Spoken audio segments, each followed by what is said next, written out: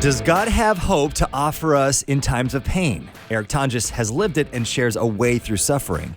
We'll continue looking at the story of Balaam in the Bible and how God uses evil for good. And 100 years ago, Caesar Cardini invented a dish still loved to this day, and it is plating him into the Hall of Heroes. Coming up in episode 82 of Manly with Andy.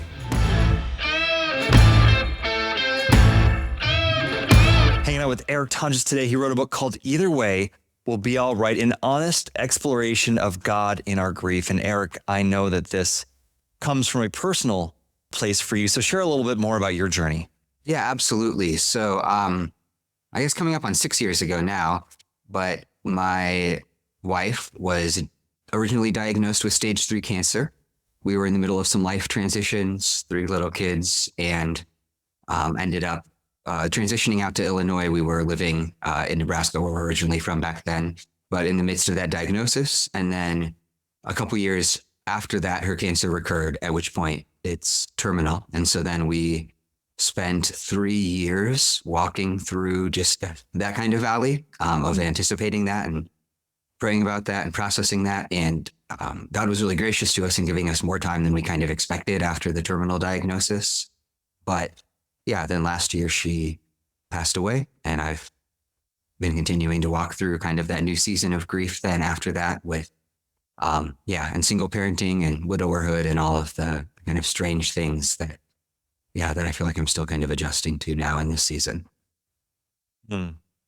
And I think right at the beginning of your book, I love how you just talk about how our culture just can't bear to look at death. And I'm guilty of this, and maybe you were too before you went through this journey. When someone else is going through it, you think you almost always want to just, say, all right, well, I'm sorry you're going through this, but hey, at least this, or you always try to, tie a bow on it, like it's going to be better. And I'm sure, people that are going through that grief process, that's not really what they want to hear at that time. Yeah. I mean, I always want to be careful first because it's hard to know what to say to people. Right. And I do want to you do want to just hear people's heart as much as you can. But yeah, it is interesting how hard it is for people to just name what you're going through. I think I said this in the book, but we used to joke about the new D word, because if you ever just said death or dying, people would just kind of flinch back from it.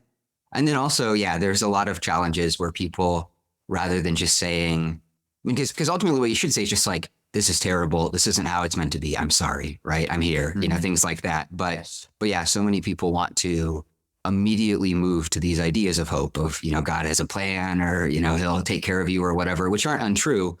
And certainly as I've walked through the journey of grief, find there comes points where you kind of come to embrace and find comfort in those things. But especially when you're confronting it and just in the middle of the heaviness and sadness of it, those things tend to be pretty unhelpful. Yeah. And you talk about towards the beginning too, talking about entering grief. And I love this line that you said. Maybe you can just share a little bit more. While there is hope in Jesus, we can only experience that hope by entering the darkness. That's such a scary thought, I think, for so many of us to be willing to go into that unknown. Yeah, I think a lot about the Psalms and what are called the Psalms of Lament, which are a bunch of the Psalms are kind of expressions of grief, sadness, anger, struggle with God because of hard circumstances. And every one of them is unique, but most of them follow this pattern where they start with this very gut level, visceral, just admitting of how I feel and my anger and my anguish and my sadness and my brokenness. And they move through a process of ultimately arriving at hope and joy. And I think it's really important for Christians to recognize that it's not just the endpoint of that psalm that's important. I think what happens to a lot of us is we want to say we're supposed to be at a place of hope and joy. So we're not going to let ourselves experience the things at the beginning. We're not going to let ourselves say these you've crushed me, you've broken my bones, I'm worn out from my crying, my tongue is dried to the roof of my mouth. These kind of just incredibly hard things that the psalmist says. But I feel the only way to really arrive at a biblical sense of that hope is to really name and sit in and feel the darkness and hard parts of it too. And then from that place to move towards Jesus and experience his presence. You can't short circuit it. You can't just jump to the destination without going on the journey through the hard parts. And part of that journey, and of course, we always say this, and we always ask this question, but I love you. You try to explain it a little bit at least. If God is all good and all powerful, how can evil and suffering exist? The challenge with answering that question is always ultimately the answer is I don't know. Right. And that's, that's kind of what like the book of Job is about on some level, that, Job wants to sit down and talk things through with God, and he's confronted with God and has to ultimately say, you're just beyond me. What I tend to think is the best way to answer that biblically. I mean, again, there's things you can say, and this is what's hard about the question about our freedom and growth and God telling a story that ends in victory. But honestly, the place that I've arrived most days with people is just to say, I don't have a great answer to that question. But what scripture does is it owns the hardness of that question. And then next to it, it sets another reality, which is God's presence with us, his entering into the world to suffer in Jesus Christ himself, kind of bearing the burdens of that grief and hardship, and willingness to kind of move through that and then ultimately work victory over that. And I feel like what that does is it's just like, we're going to wrestle. We're still going to struggle at times. I do, with the hardness and the brokenness of it. But there's this other reality that also makes me say, like, even as I struggle with him, God's undeniably good and kind to me in these ways that are really profound, and that there's really nothing like anywhere else in the world. And I feel like maybe that's enough. Like, that doesn't answer all of our questions, but at least for me, I'm able to say, like, when I look at Jesus and when I see the ways that God moves towards me and, the way that he suffers beside and for me, that allows me to kind of walk through that place, even though those other questions aren't entirely resolved.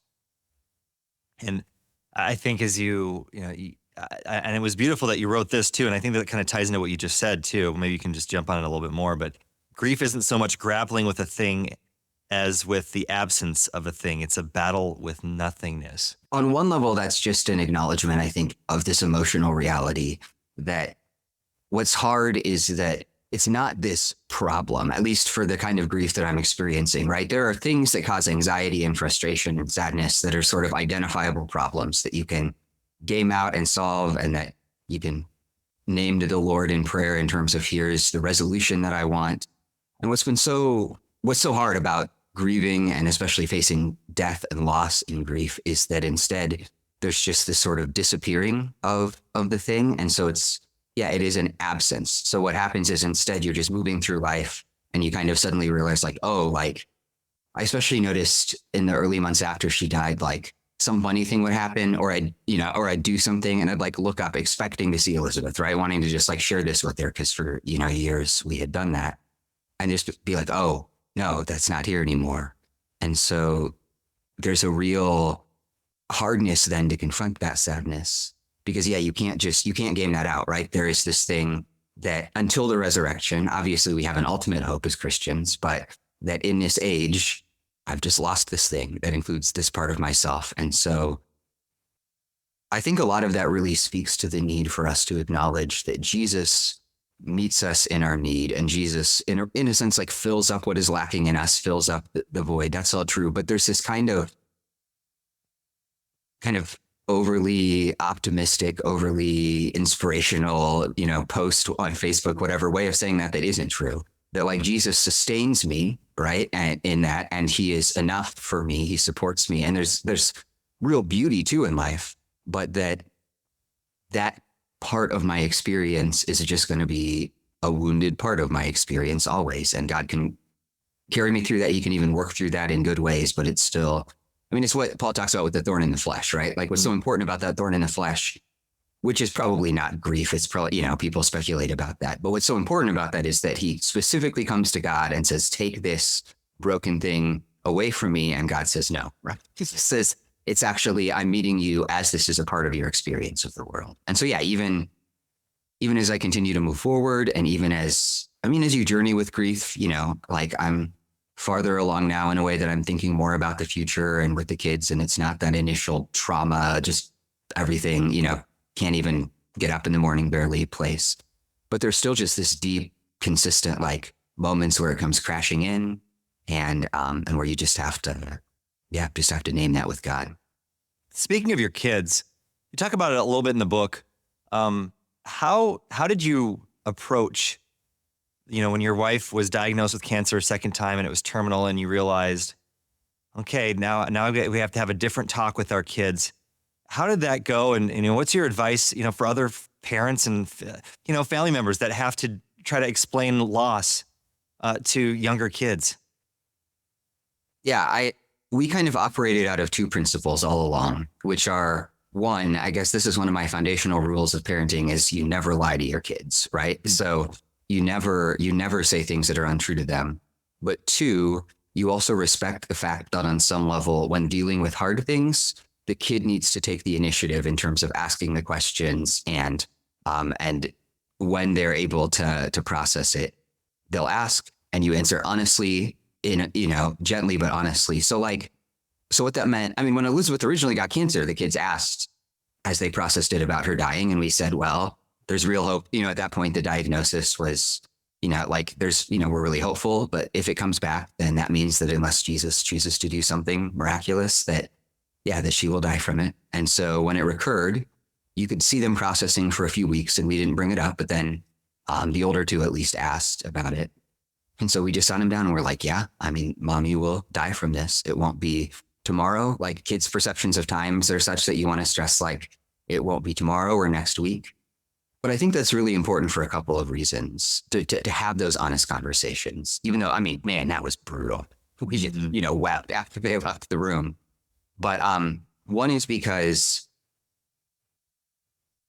one of the things this makes you confront about parenting is that you can't protect your kids from everything. Like, just literally can't protect your kids from everything, right? There was no way that we could protect them from the eventual pain of this.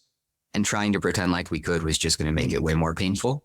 They were able to process that reality and think about it as, ahead of time, and ask questions. And yeah, in some ways they were more open about it than the adults around them were. I always remember we went on a walk, like the next day I took the kids for a walk, and we ran into some people that I knew in town, and they asked how Elizabeth was doing. And immediately one of my kids piped up and was like, she's going to die from cancer. And they were just horrified, right? Like, they didn't know what to do. But it was so important for my kids to be able to start naming and processing that.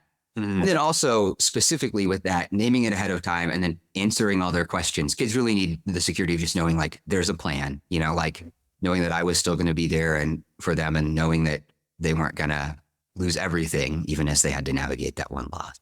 In the chapter, God in Our Midst, you say that one of the problems we can have in how we picture God is that we place God's bigness and nearness in opposition to each other. The thing about God is that we feel this tension where we want to exalt his greatness and talk about his greatness, right? And he knows everything and rules over everything, and the Lord is enthroned in the heavens and rules over all. But we do that in a way that makes him feel distant, I think.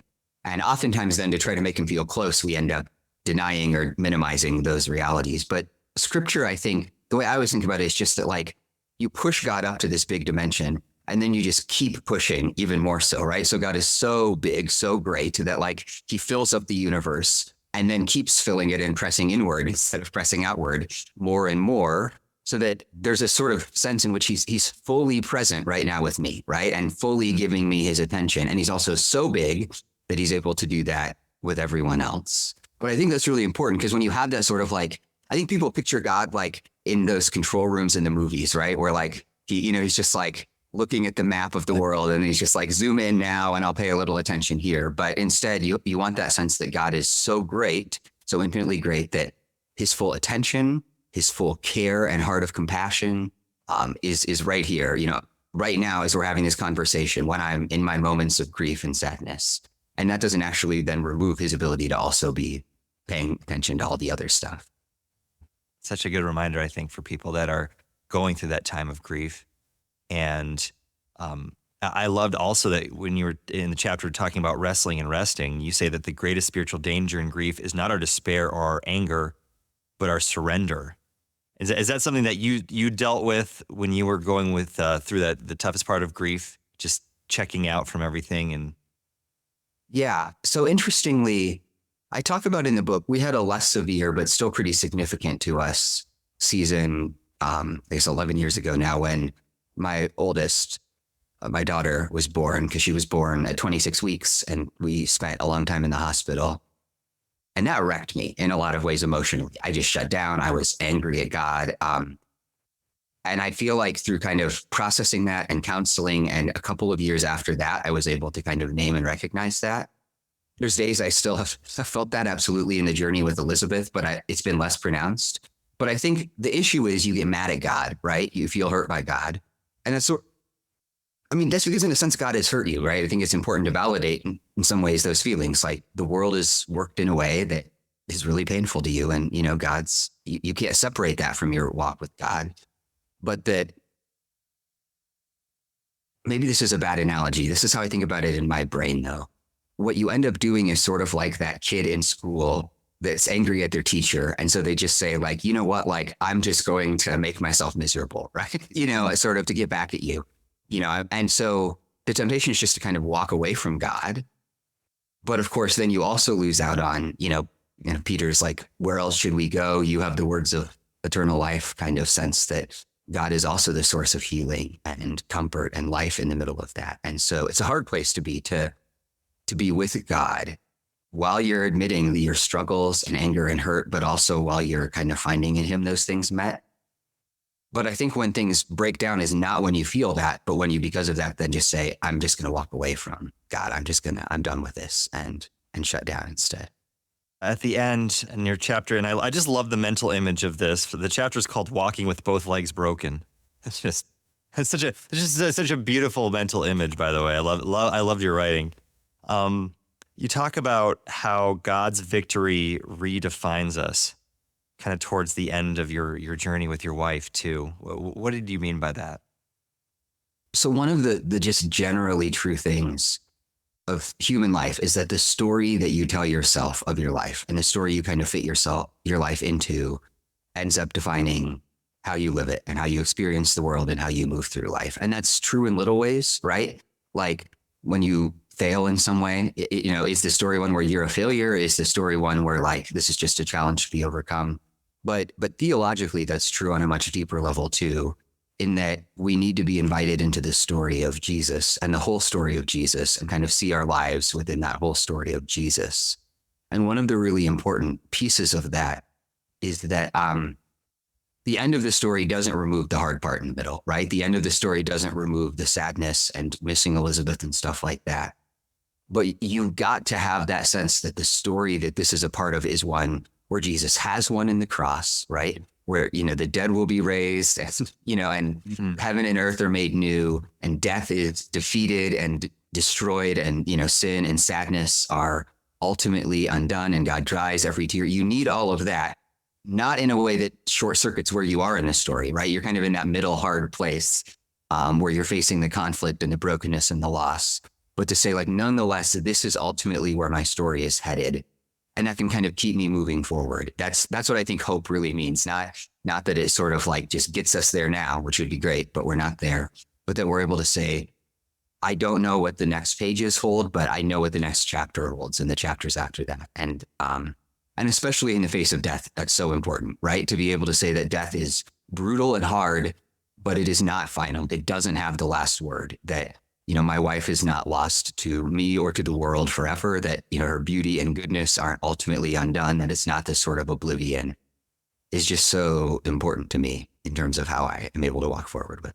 One of my favorite quotes from a book that I actually got tattooed on my shoulder, my wife wrote it on my shoulder and I got it tattooed on it, is Frederick Buechner in Godric has the main character there. He says, "What's lost is nothing to what will be found, and all the death that ever was set next to life would scarcely fill a cup." Think about that a lot of mornings of just that, the death is big and I feel it, but that life is so much greater. Now taking a look at the Bible, picking up the story of Balaam in Numbers 23. Then Balaam said to King Balak, "Build me 7 altars here and prepare 7 young bulls and 7 rams for me to sacrifice." Balak followed his instructions, and the 2 of them sacrificed a young bull and a ram on each altar. Then Balaam said to Balak, "Stand here by your burnt offerings, and I will go to see if the Lord will respond to me. Then I will tell you whatever he reveals to me." So Balaam went alone to the top of a bare hill, and God met him there. Balaam said to him, "I have prepared 7 altars and have sacrificed a young bull and ram on each altar." The Lord gave Balaam a message for King Balak. Then he said, "Go back to Balak and give my message." So Balaam returned and found the king standing beside his burnt offerings with all the officials of Moab. This was the message Balaam delivered. Balak summoned me to come from Aram. The king of Moab brought me from the eastern hills. Come, he said, curse Jacob for me. Come and announce Israel's doom. But how can I curse those whom God has not cursed? How can I condemn those whom the Lord has not condemned? I see them from the cliff tops. I watch them from the hills. I see a people who live by themselves, set apart from other nations. Who can count Jacob's descendants as numerous as dust? Who can count even a fourth of Israel's people? Let me die like the righteous. Let my life end like theirs.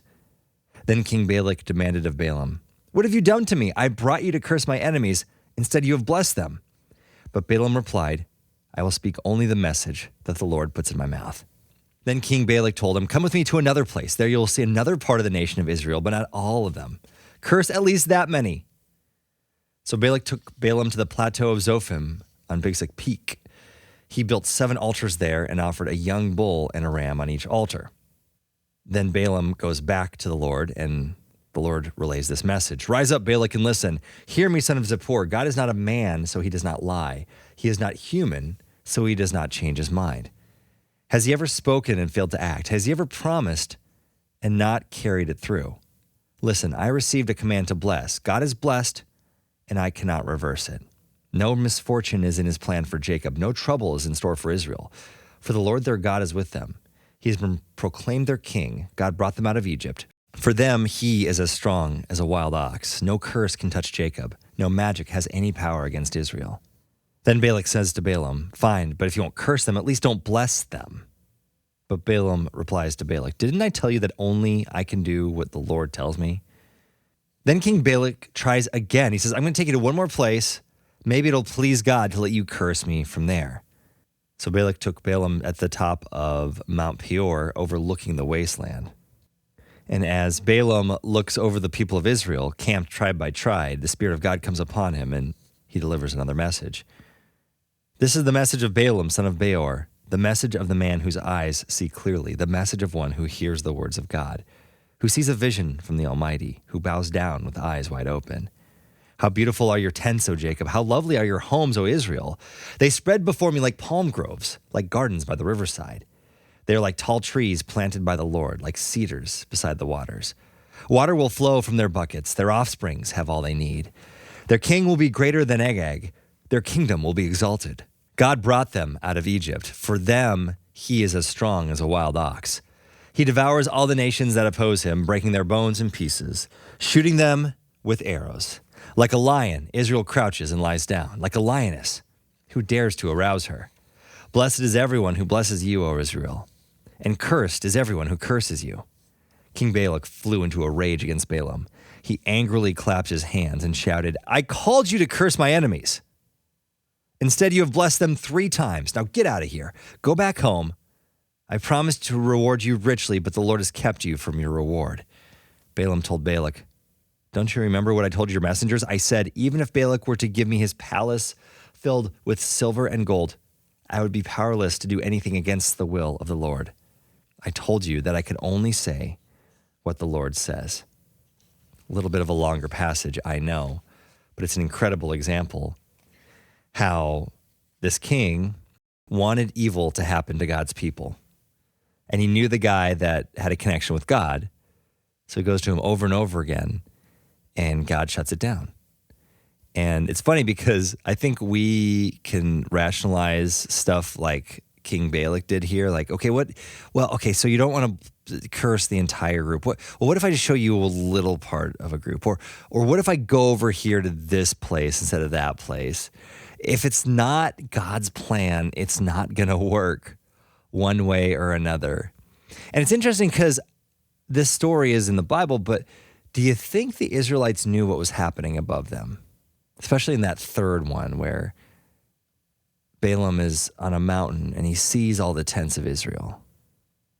And God has them bless them instead of curse them. God was over them.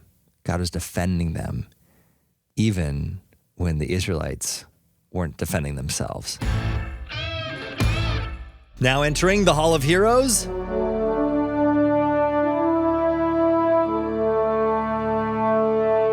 Caesar Cardini, an Italian immigrant who was no stranger to challenges. He left behind the United States to escape the restrictive prohibition laws, seeking refuge in Mexico, where he could serve what he wanted freely. So he opened Caesar's Hotel, a modest establishment that quickly became a haven for celebrities. On one busy evening, with guests clamoring for a meal, Caesar faced a crisis. The kitchen was running low on supplies and pressure was mounting. In that moment of urgency, Caesar reached into his pantry, pulled out romaine lettuce, garlic croutons, Parmesan cheese, lemon juice, Worcestershire sauce, and a coddled egg. He tossed them together with a flourish, and it was an instant hit, captivating the taste buds of everyone who tried it. Its fame spread quickly, and by the 1940s, he was distributing bottled versions of this special dressing that he made across America. It had become a culinary sensation. What was in the bottle? Salad dressing. What was the salad? Caesar, of course. And so because Caesar Cardini's salad, a 100-year journey of taste and tradition, remains an emblem of culinary excellence, he is officially in the Manly with Andy Hall of Heroes. You can break free from mediocrity and start living the vibrant life God has for you. Jeff Simmons shares how from his book, Finding the Extra in Ordinary. Taking a look at a man in the Bible, we'll see one who obeyed God when nobody else would. And will his carrier solve the problem at his office in the early 1900s that still helps everyone today? And it's his cool entry into the Hall of Heroes. Coming up next week on Manly with Andy. Manly with Andy is a Wow God production, a ministry of the University of Northwestern St. Paul. Discover more at wowgod.com.